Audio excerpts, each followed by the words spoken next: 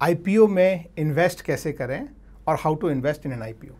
तो दोस्तों, आईपीओ में इन्वेस्ट करने के लिए आपको सबसे इंपॉर्टेंट चीज़ है वो है कि आपको एक डीमैट अकाउंट चाहिए होता है, जो आप भारत के किसी भी अच्छे ब्रोकर के साथ आप खोल सकते हैं, जैसे कि ज़ीरोधा है, धन है, पेटीएम मनी है, या और भी कोई जो ब्रोकर आपको पसंद आता हो। मैं इन तीन के साथ ट्रेड करता हूं, तो इनमें से किसी में भी आपको अकाउंट ओपन करना है तो नीचे डिस्क्रिप्शन में लिंक है, आप कर सकते हैं। तो जब आप अकाउंट ओपन करते हैं उसके साथ आपको एक डीमैट अकाउंट खुल जाता है, और ये बहुत ज़रूरी होता है कि आपको हो। और ऑनलाइन अगर आप एप्लीकेशन करना चाहते हैं तो आपको एक यूपीआई का होना आपका जो है वो बहुत ज़रूरी है, चाहे वो फ़ोनपे हो, चाहे वो जीपे हो, चाहे वो पेटीएम का हो, कोई भी एक यूपीआई जो है उसके थ्रू आप ऑनलाइन एप्लीकेशन कर सकते हैं। तो ज़ीरोधा में कैसे करते हैं ये मैं आपको दिखाता हूं। तो आइए मैं स्क्रीन पे, तो सबसे पहले हम ज़ीरोधा की ये काइट ऐप जो है वो शुरू कर लेते हैं। आप देख सकते हैं कि अभी मैं ये पोर्टफोलियो वाले सेक्शन में हूं, आपको जाना है ऑर्डर्स वाले सेक्शन में। तो आप यहाँ पे क्लिक करेंगे तो ऊपर आपको देखिए ओपन एग्जीक्यूटेड जीडीटी, और यहाँ पे आपको दिखाई देगा आईपीओ, और ये भी दिखा रहा है कि यहाँ पे 19 लिस्टिंग है। तो हम ये आईपीओ वाले सेक्शन पे हम क्लिक करते हैं। तो ठीक है, यहाँ पे आपको जो पुराने जो आईपीओज हैं आप देख सकते हैं कि सारे जो क्लोज हो चुके हैं उनकी लिस्टिंग है, और सबसे ऊपर इस समय जो है वो कौन सा आईपीओ खुला हुआ है, आज 6 तारीख है। 6 तारीख है, तो जैसे ये जो है ये आज क्लोज होने वाला है, ये आज क्लोज होने वाला है, ये आज खुला है।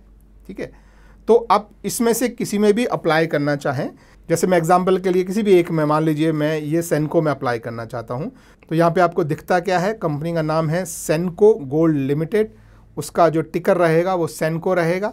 ये इसकी प्राइस रेंज है, यानी हर जब आईपीओ आता है तो इसकी एक प्राइस रेंज होती है, एक लोअर लिमिट होती है, एक अपर लिमिट होती है। तो लोअर लिमिट जब मतलब कम लोग जो है पैसा लगाते हैं, ज़्यादा लोग एक्टिव नहीं होते हैं, तो नॉर्मली जो आपको जो प्राइस जो मिलता है वो लोअर लिमिट की तरफ मिलता है। जब बहुत लोग जो है ओवर सब्सक्रिप्शन करते हैं, ज़्यादा लोग पैसा लगाते हैं, तो आपको नॉर्मली अपर लिमिट पे आपको प्राइस मिलता है। तो ये प्राइस की लिमिट होती है, और ये आपको डेट लिखा है। अब इसमें अप्लाई करने के लिए आपने क्या करना है, सिंपली ये अप्लाई वाला जो बटन है इस पर आपने क्लिक करना है। ठीक है, अब यहाँ पे आप फिर वो चीज़ जो है पढ़ सकते हैं। इसमें मिनिमम क्वांटिटी जो है वो लिखा है कि आपको 47 से कम क्वांटिटी में आप अप्लाई नहीं कर सकते। आप मतलब 40 करना चाहें, 20 करना चाहें तो आप नहीं कर सकते हैं। ये आपकी रेंज है, डेट है। ठीक है, अब इन्वेस्टर टाइप जो है वो आप अगर ऑनलाइन ज़ीरोधा वगैरह से आप अप्लाई करते हैं तो इन्वेस्टर टाइप आपका इंडिविजुअल इन्वेस्टर ही रहेगा। आप एचएनआई वगैरह में आप यहाँ पे अप्लाई नहीं कर सकते हैं। ये इशू का साइज़ है, अगर ये डिस्काउंटिंग जो है वो इसमें नहीं है, वैलिड है, लेकिन कुछ केसेस में जैसे अलग अलग डिस्काउंटिंग की पॉसिबिलिटीज़ होती है। जैसे कुछ कंपनीज एम्प्लॉयज़ को डिस्काउंट देती है, जैसे एलआईसी का आईपीओ आया था तो उन्होंने एलआईसी होल्डर्स के लिए अलग डिस्काउंट था, एम्प्लॉयज़ के लिए अलग डिस्काउंट था। तो वो अगर डिस्काउंट्स अवेलेबल होते हैं तो यहाँ पे एक ड्रॉप डाउन आता है कि आप एम्प्लॉय हैं या एलआईसी होल्डर हैं, तो उस तरह का यहाँ पे वो कोई इस तरह का कोई डिस्काउंट नहीं है, तो कोई वो नहीं है। लॉट साइज़ आपको दिख रहा है, आप लॉट में इसे खरीद सकते हैं। ठीक है, और ये आगे जो है वो इसकी पूरी जो है वो टाइम फ्रेम है कि किस दिन ये ऑफ़र शुरू हुआ है। तो 4 तारीख को शुरू हुआ था, आज 6 तारीख है, आज शाम को ये बंद हो जाएगा। अगर आपको अलॉटमेंट मिला तो 11 तारीख को अलॉटमेंट मिल जाएगा, और अगर अलॉटमेंट नहीं मिला तो 12 तारीख को आपको पैसा आपके अकाउंट में जो है वो आ जाएगा। यहाँ पे जो पैसे का ट्रांजेक्शन ख़त्म हो जाएगा, और 13 तारीख को जो शेयर हैं वो आपके डीमैट अकाउंट में आप आ जाएंगे, और उसके बाद जो है 14 तारीख को आपकी आईपीओ की लिस्टिंग हो जाएगी। तो आप चाहें तो आप 14 तारीख को, जो 13 तारीख को शेयर आए हैं वो 14 तारीख को आप सेल कर सकते हैं, और 21 तारीख को सारा प्रोसेस जो है वो कंप्लीट हो जाता है। ये जो है टाइमलाइन है। इसके ऊपर एक इम्पॉर्टेंट चीज़ जो है, जो लोग दोस्त नहीं देखते हैं वो लोगों को देखना चाहिए, रेड हेरिंग प्रोस्पेक्टस।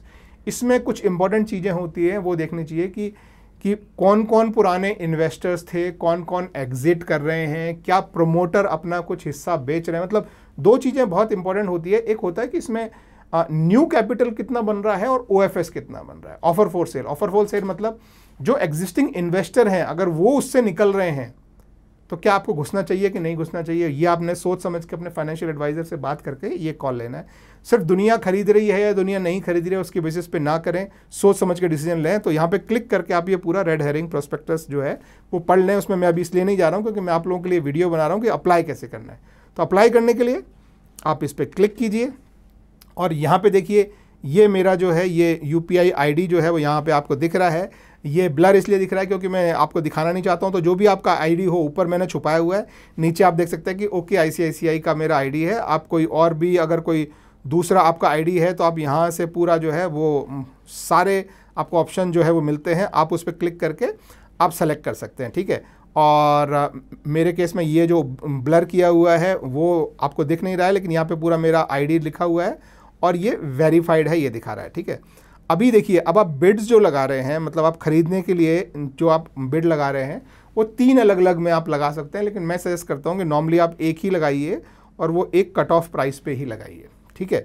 तो कट ऑफ प्राइस का मतलब क्या होता है कि अगर बहुत लोगों ने अप्लाई किया तो कट ऑफ प्राइस जो है वो अपर लिमिट पे आएगा। इसमें हमारी अपर लिमिट जो है वो 317 रुपये है, लेकिन अगर कम लोगों ने अप्लाई किया, मान लो ये पूरा नहीं भरा, तो cut off price lower side आएगा। तो नॉर्मली हो सकता है कि वो 301 रुपये पे आए। तो अगर लोअर साइड पे अगर आया तो आपको ये मिल जाएगा, अपर साइड पे आया तो आपको मिल जाएगा कट ऑफ प्राइस में। लेकिन अगर आपने कट ऑफ प्राइस नहीं लगाया, मान लीजिए जैसे मैं अभी यहाँ से कट ऑफ प्राइस हटा देता हूँ और मैं बोलता हूँ कि नहीं, मुझे तो आप 310 में आए तभी दो, तो उस केस में क्या होगा कि अगर ओवर सब्सक्रिप्शन हो गया और प्राइस 317 आया तो आपको एक भी शेयर नहीं मिलेगा। ये इंपॉर्टेंट चीज़ है, तो ये ध्यान रखें, ठीक है। तो इसलिए आप कोशिश करें कि आप कट ऑफ प्राइस पे लगाएं। तो नॉर्मली कट ऑफ प्राइस में मैक्सिमम यहाँ पे दिखाता है 317। ओवर सब्सक्रिप्शन हुआ तो 317 पे ही मिलेगा, लेकिन अंडर सब्सक्रिप्शन हुआ तो 301 पे भी मिल सकता है।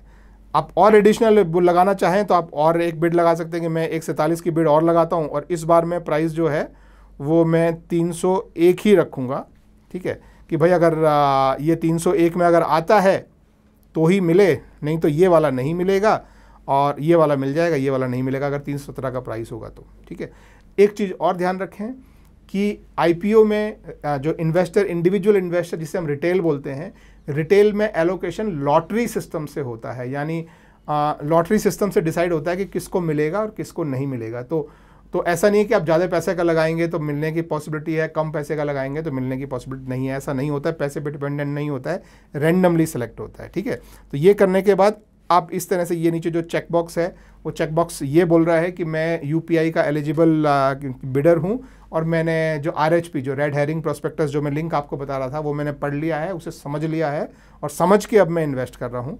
तो फिर उसके बाद आप ये जो है यहाँ पे सबमिट पे इस तरह से आप क्लिक कर देंगे और क्लिक करने से पहले आप देख लें कि आपका कितना पैसा जो है वो लग रहा है।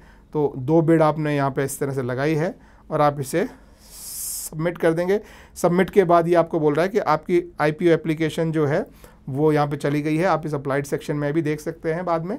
लेकिन अब इसके बाद जो प्रोसेस है, अभी आपने एप्लीकेशन तो दे दिया है, लेकिन अब क्या करना है आपको, अब आपकी जो यूपीआई की ऐप है, जीपे है, फ़ोनपे है, पेटीएम है, वहाँ पे एक आज शाम को, जिस दिन आपने अप्लाई किया उस दिन शाम को एक जो मैसेज आएगा, तो वो दिन में भी चेक करते रहें, वो किसी समय आ सकता है।